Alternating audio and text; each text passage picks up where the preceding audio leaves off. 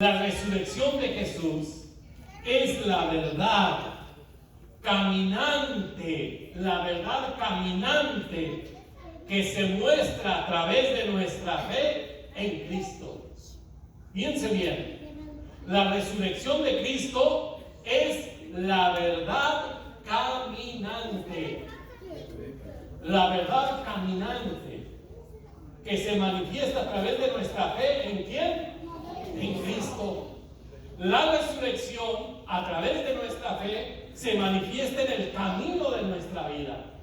Quiere decir el catecismo que en el camino de nuestra vida la resurrección de Cristo se hace una realidad en tu vida, en tu camino, en tu diario vivir, en lo que tú haces, en lo que estás acostumbrado a ocupar tus días.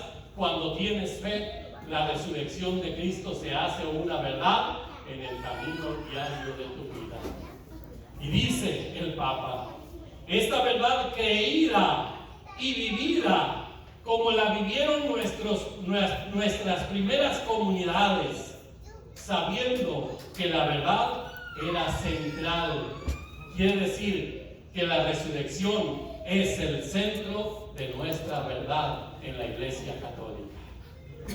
Sin la resurrección no tuviera valor la crucifixión. Mire qué lindo. Sin la resurrección no tuviera valor la pasión y muerte de Jesús. Porque si Jesús no hubiera resucitado, ¿de qué le sirvió dar su vida por nosotros? Si Él no venció la muerte, no tendría sentido. Pero gracias a que Cristo resucitado vence a la muerte, y con su muerte vence la nuestra. Aleluya.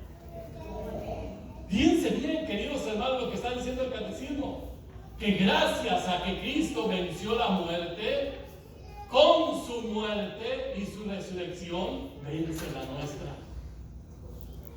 ¿Qué tú crees que hay de muerto en ti en este momento? ¿Qué tú crees que está ahí, pero que está muerto, o quizás está a punto de morir? ¿Qué tú crees que hay en tu interior que ya no tiene sentido para seguir hacia adelante? Cuando tú te levantas en la mañana, y voy a poner de ejemplo aquí este varón que me cayó muy bien. ¿Cómo te llamas, varón? Alejandro. Cuando Alejandro se levanta, cuando Alejandro se levanta, ¿cuál es su sentido de levantarse? ¿Cuál es su sentido de levantarse y caminar y comenzar su día? Tiene que haber un sentido, tiene que haber un propósito, tiene que haber algo que nos impulse a seguir hacia adelante. Si Alejandro se levanta, y cuando se levanta lo primero que dice, un día más, a ver qué pasa en este día. Un día y se levanta con aquel desánimo, con aquel desaliento, con aquel desencanto, como los caminantes Maús que arrastraban los pies hasta para caminar, como Pedro que se largó nuevamente a pescar porque ya no le importó nada de lo que estaba viviendo, porque ya no había nada interesante. Cuando tú te despiertas y te levantas, ¿qué es lo primero que te viene a tu cabeza y a tu corazón? Los biles que hay que pagar. ¿Qué es lo primero que te motiva, que te impulsa hacia adelante, a prender tu carro, a preparar tus cosas, a irte a trabajar? Sabes, querido hermano, la humanidad hoy día está pasando por esa noche oscura, por esa noche sin sentido, por ese no saber qué hacer, no tener metas claras, no tener propósitos de vida, no tener sentido en nuestro día. Sabes que tú eres un milagro y tú tienes a tu lado un milagro maravilloso que es tu esposa, tus hijos, y a veces no apreciamos lo que tenemos porque andamos rascándonos allá afuera por conseguir lo que no tenemos, cuando lo más valioso ya lo tenemos frente a nosotros y no nos damos cuenta de eso. Me encontré un amigo el otro día, perdió a su familia completa, se quedó él solo primos y tíos, pero su familia primera perdió su familia, su papá y su mamá y sus hermanos. No eran muchos, eran 3, pero se quedó él solo. Y le digo, cuando estábamos tomándonos un café, le digo, brother, ¿qué es lo que más extraña? Dice, vas a creer que lo que más extraño es el café de canela que nos hacía nuestra mamá, y que nos sentábamos alrededor del fogón los 3, con mi papá, antes de acostarnos y cenábamos, dice, era poco lo que cenábamos, pero vieras qué a gusto, vieras con cuánta alegría, vieras cuánto extraño ese café de la olla, ese café de canela. Y sabe, querido hermano, hay cosas tan valiosas que tenemos y que no le hemos dado el sentido real y verdadero que es. ¿Y sabes por qué?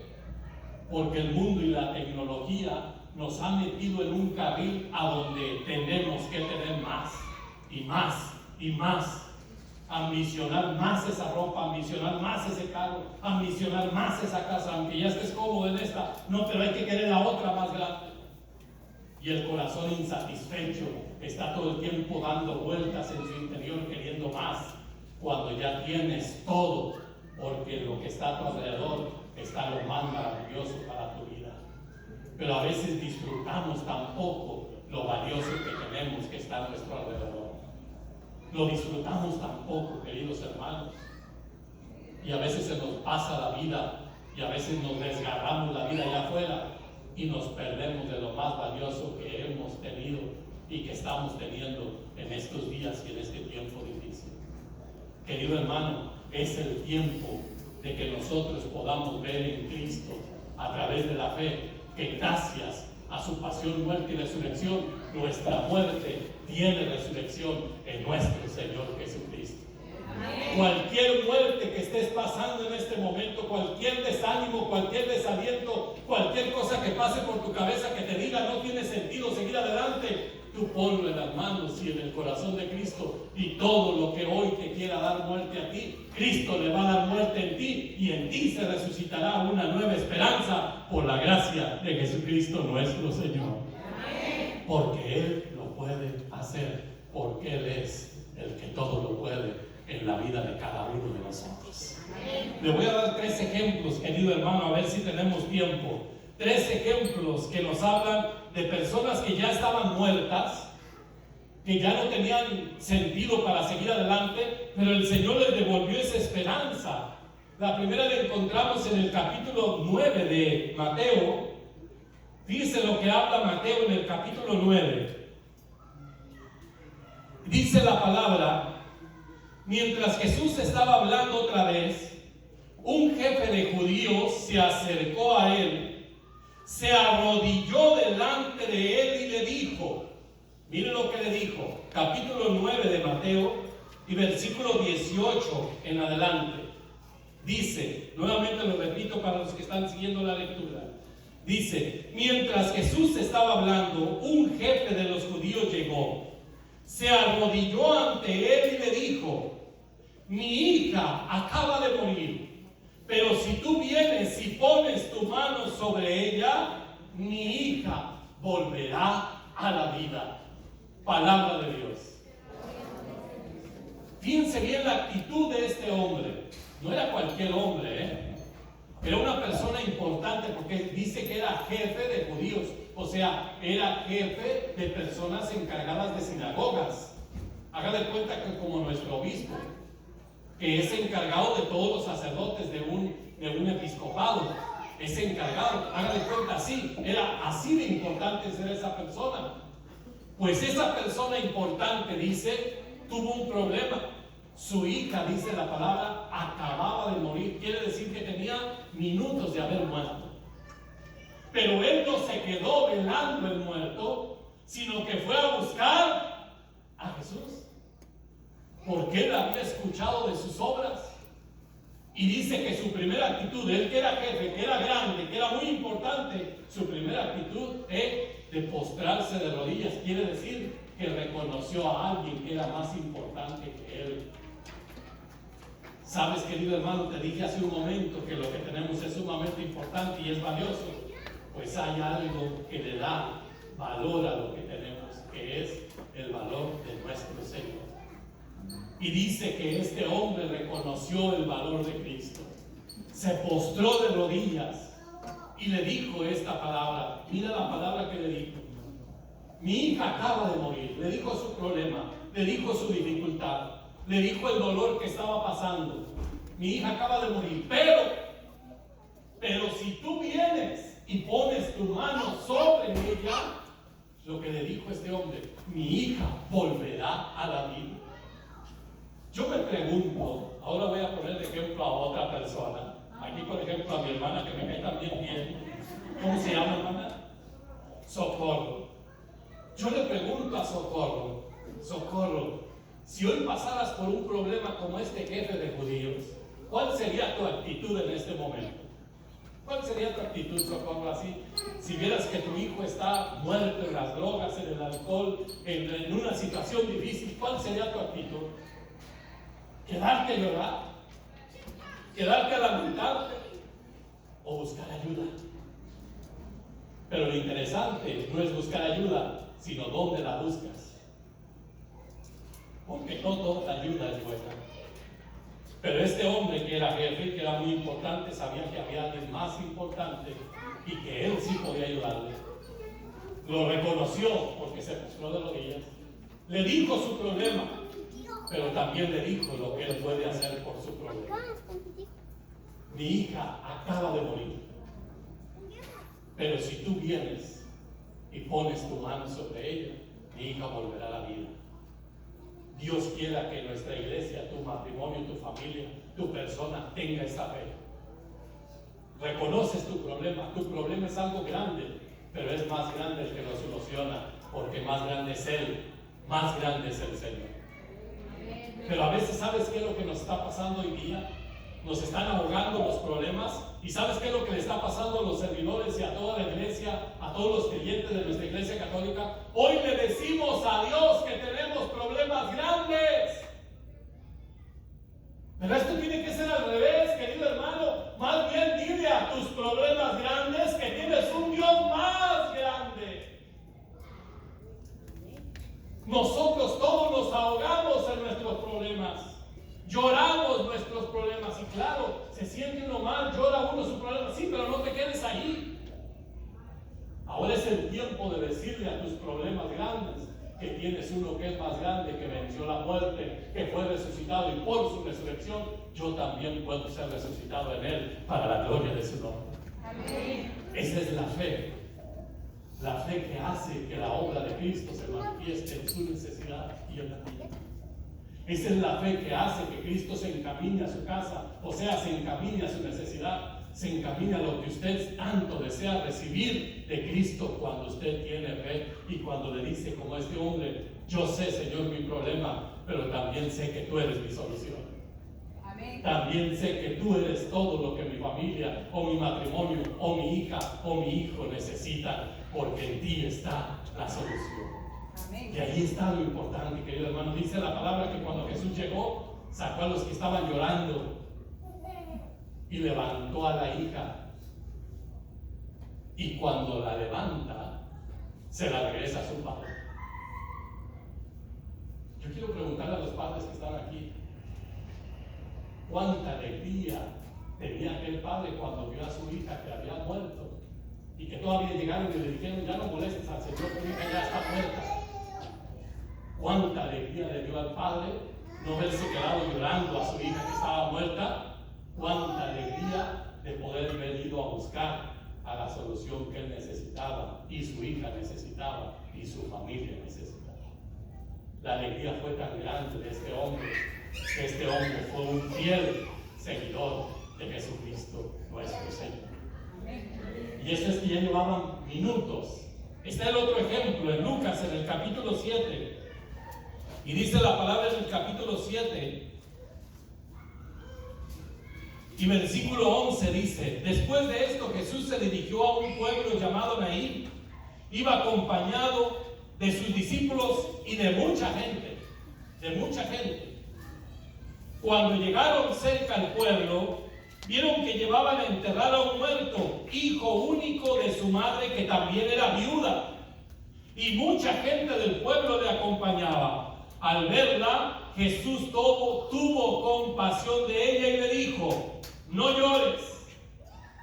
Enseguida se acercó y tocó la camilla, y los que la llevaban se detuvieron. Y Jesús le dijo al muerto: joven, a ti te lo digo, levántate. Entonces el muerto se sentó y comenzó a hablar. y Jesús se lo entregó a su madre. Palabra de Dios. Fíjense bien, vemos aquí dos caravanas, la que viene con Jesús y la que viene con la madre viuda. Claro que la que viene con Jesús venía después de haber visto milagros, la multiplicación de los panes. Yo digo, venían llenos porque pues, sobraron 12 canastas. Venían satisfechos, venían contentos porque venían con el Señor, pero se enfrentan con otra escena, y la escena del dolor, de la tristeza, del vacío, de la soledad. La madre que era viuda, o sea, que ya no tenía marido y ahora se quedaba sin lo único que tenía, que era su hijo, su único hijo. Y este joven ya tenía no minutos, sino tenía horas de haber muerto, horas, porque ya lo llevaban a enterrar. Ciertamente, igual en México, no pueden dejarlo más de un día que haya muerto, que haya fallecido la persona, porque no hay embalsamamiento. Entonces ya lo llevaban a enterrar.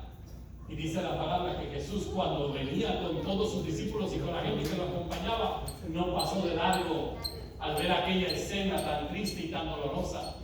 Dice que Jesús se acercó a la mujer y la primera palabra que le dijo fue: no llores. Detenga esa palabra, hermano, porque la voy a necesitar ahorita para que usted escuche el sentido por qué le dijo Jesús esa palabra: no llores. Y cuando le dijo no llores, Él está diciendo ¿por qué? Porque en el momento cuando le dice no llores, detiene a los que llevaban la camilla y Él hace lo que Él puede hacer. Ustedes saben que Jesús tenía dos naturalezas, ¿cierto? Jesús era verdadero Dios y verdadero hombre. Jesús, con su naturaleza humana, por compasión se acerca a la madre, como se acerca por compasión a cada uno de nosotros. Él se acerca como hombre porque sabe lo que el hombre pasa, porque sabe lo que el hombre sufre y batalla. Si conocemos de migración, Jesús sabe de migración. Si conocemos de momentos de no tener nada en casa, Jesús sabe lo que es no tener ni comida. Si sabemos de preocupaciones de mamá y de papá, Jesús sabe lo que son esas preocupaciones. Como verdadero hombre, Él pasó de todo.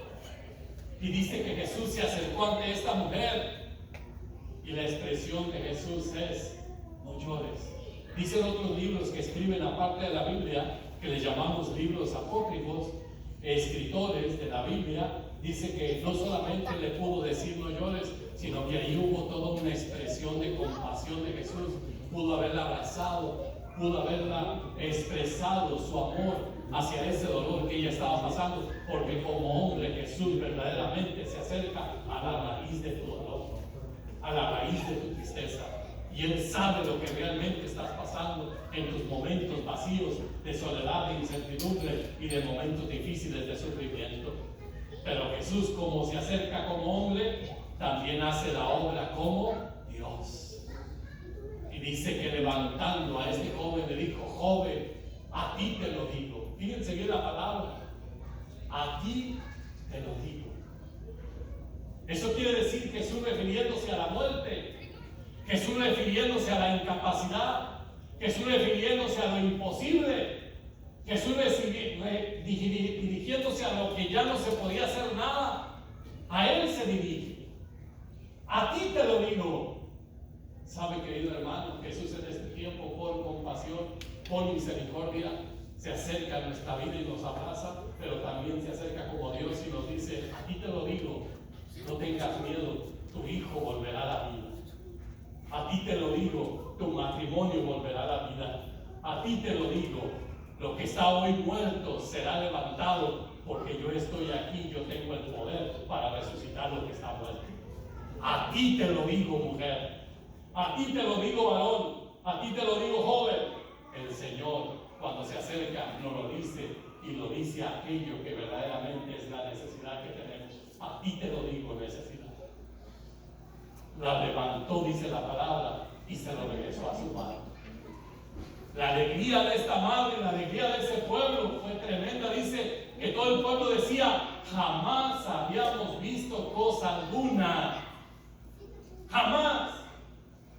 Y todo el pueblo se alegró con esta madre viuda, porque su hijo que estaba muerto y ya lo llevaban a enterrar, ahora está vivo y resucitado y dándole gloria a Jesucristo nuestro Señor. Espera que diga Jesús es la palabra a tu necesidad, a lo que ya no tiene solución, a lo que ya no hay sentido. A ti te lo digo. Porque cuando dice esa palabra el Señor, la dice porque Él tiene el poder para cambiar lo que está ahí sin que ya no se pueda hacer nada. A ti te lo digo. ¿Y saben por qué les estoy hablando? Porque esta es una realidad. Yo pensaba que el Señor, a veces en mi caminar, cuando empecé en el caminar, tenía un hermano que se llamaba Martín. Y este hermano era tremendo, violento, alcohólico, una persona incapaz de amar, una persona que no se adaptaba a nuestra familia, como que era una persona que le causaba problema a todo, de todo se enojaba, de todo se exasperaba. Bueno, era un problema andando. Y todas las personas nos decían, tu hermano no tiene remedio. Y decía ustedes dos, porque andábamos en ese tiempo dos predicando, mi hermano Gustavo y yo. Decía, ustedes andan predicando, pero pues ¿de qué les sirve predicar si su hermano es un diablo aquí en el pueblo? Pero le voy a ser sincero, querido hermano. Mi hermano tenía una necesidad y nosotros sabíamos que tenía una necesidad, pero también nosotros sabíamos de lo que el Señor es capaz de hacer en su vida. Y no perdimos la esperanza. Se vino para Estados Unidos y aquí llegó a Anaheim. Y él trabajó, porque él hablaba muy bien el inglés, estuvo mucho tiempo acá en Estados Unidos. Y entró a trabajar en los Denny's y empezó a superarse en los Denny's hasta que se hizo district manager de unos Denny's. Él trabajó en un Denny's aquí, en varios Denny's de aquí de Orange County, hasta que lo mandaron a Denver. Y le quiero decir que él en ese caminar, en esa vida de alcoholismo y de violencia, tuvo una vez una enfermedad que le salió un tumor y él no sabía de qué. Le salió un tumor y los doctores no le encontraban por qué le salía ese tumor. Cada mes puntual le salía el tumor y no sabía ni por qué. Pero cuando le salía el tumor era grande y le molestaba muchísimo y le dolía muchísimo hasta que se rompía el tumor y era una cruz horrible. En una vez, ya de tanta desesperación, en una Navidad, llega a nuestro apartamento y en ese tiempo ya andábamos tres hermanos, Gustavo, José María y su servidor. Y estábamos en el apartamento celebrando la Navidad, rezando el rosario, y estábamos tranquilos ahí ya esperando con la cena y todo, y llega mi hermano con su cartón de cerveza, y llega con su estuche y lo pone ahí a un ladito de la cocina. Pero él ve la escena que estábamos rezando y dice, bueno, ¿y estos qué les pasa, verdad? Pero él venía con su necesidad y ya cuando nos vio que estábamos orando y todo, él nos pidió de favor que oráramos por su tumor. Y pues allá había varios hermanos que ya estábamos amigos, que estábamos ya en el camino del Señor. Y me recuerdo que uno de ellos, Ramón le dice, Martín, ponte aquí en medio. Y lo pusimos en medio, lo sentamos y empezamos a orar por Martín. Y pues ya ven cómo somos los mitoteros de la renovación carismática, ¿verdad? Empezó el hervidero en la oración, ¿verdad? Y todas los que estaban ahí, las señoras y los varones, se acercaron a Martín, le pusieron su mano en su espalda. Y una señora tan amable, tan linda, le puso su mano en su tumor. Al día siguiente el tumor le reventó, pero lo maravilloso es que no le volvió a salir más. El Señor le sanó de su tumor. No le volvió a salir más. Pero él no tuvo con este milagro que el Señor le hizo, porque fue un milagro. Él no tuvo con eso, él siguió de nuevo a su ambiente y siguió de nuevo. Se fue para Denver y ella tuvo un accidente en un Denny's. Tuvo un accidente en su espalda y no podía caminar bien. Caminaba un ratito y se cansaba y se tenía que sentar. Y eran unos dolores terribles y los doctores le decían, pues lo único que te queda es operarte. Y él dice, pero si te operas puedes quedar inválido. Y él andaba con esa angustia y nos vuelve a llamar otra vez, como que agarró el Señor nomás para salvavidas, ¿verdad? Nos vuelve a llamar otra vez y le digo, yo no puedo ir para Denver. Le digo, pero allá hay una comunidad a la que fui yo hace tiempo. Le voy a llamar a la coordinadora y yo le voy a decir que por favor vaya al grupo de oración a orar por ti. Dice, no importa quién sea que venga. Pues allá llegaron los de Denver a orar por mi hermano. Igual, querido hermano, oraron con mucha humildad, con mucho amor en el Señor. Y el Señor le volvió a hacer el milagro. Le quitó ese dolor tan terrible que tenía en su espalda. ¿Y sabe cuál fue el resultado? Se fue para México. Y ella dijo, ya no voy a estar aquí en Estados Unidos, mejor me voy para mí. Y siguió en sus andadas. Pero lo más maravilloso, querido hermano, es que fíjense bien, escúchenme. Puede andar un muerto andando, Pero cuando hay un hombre, una mujer, un hermano, o un padre, una madre, que sigue orando con fe al que todo lo puede resucitar, el Señor siempre cumple sus promesas. Amén. Y nosotros no perdíamos la esperanza de que mi hermano un día iba a venir al encuentro del Señor, y el Señor nos hizo el milagro a través de un muchacho que, estando mi hermano en un momento difícil, llegó y lo levantó porque estaba tremendamente alcohólico en la calle. Lo levantó y se lo llevó a una clínica de rehabilitación sin que él supiera. Lo recogió de ahí donde estaba en la calle, ahí en Santa María, yo soy de los Altos de Jalisco. Lo recogió y se lo llevó a Tepa. Y allá lo metió en el centro de rehabilitación. Cuando él amaneció al día siguiente, ya se en aquel centro y se despertó. Y aquel varón de Dios, escúcheme bien, aquel varón de Dios comenzó a hablarle con las malas palabras que ellos hablaban, pero empezó a hablarle de las verdades que él había pasado para encontrarse con el Señor. Y él, como le habló tan fuerte, y le habló así tan tajante y tan directo, mi hermano como que se sacudió, se sorprendió la forma en cómo le habló, y ahí comenzó su proceso de sanación. El Señor le sanó del alcoholismo, pero no fue su sanación del alcoholismo, sino que el Señor le sanó de la incapacidad de creer en Jesucristo nuestro Señor.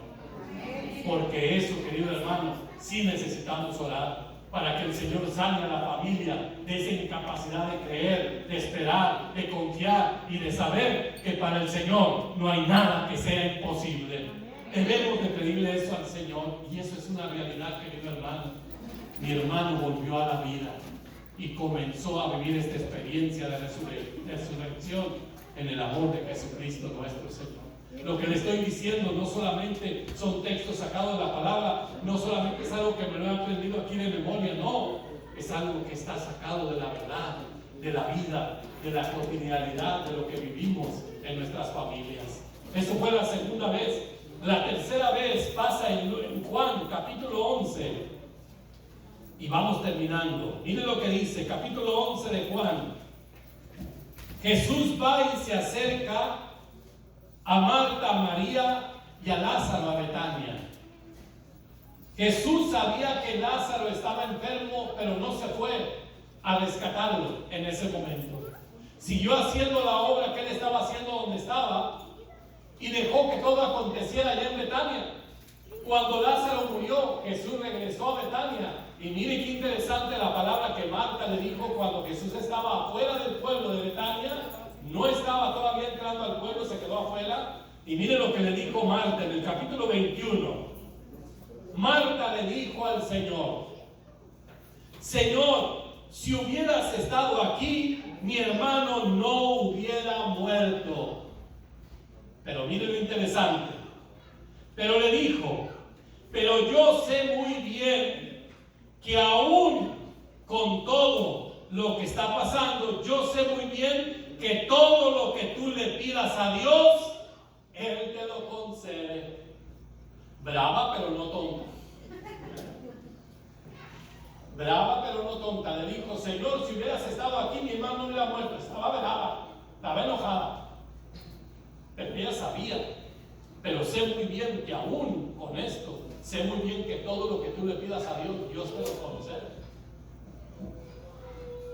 Y mire, Jesús le dijo, qué maravilloso lo que Jesús le dice, le contestó: